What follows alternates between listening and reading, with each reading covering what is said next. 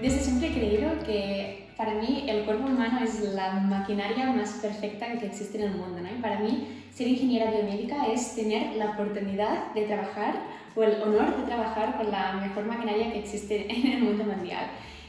Y es por esto que descubrí mi pasión por las STEM, ¿no? Yo decía, quizás me podría gustar estudiar medicina, pero entonces echaré de menos las mates. Entonces al final dije, bueno, pues creo que ingeniería es lo que realmente mi verdadera pasión, ¿no?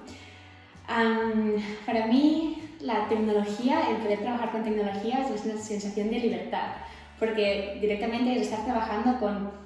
Tienes una idea y pasas a la acción, pasas a desarrollar esa idea, pasas a crear tus ideas, pasas a crear de la creatividad a la técnica, y esto para mí es la libertad, ¿no?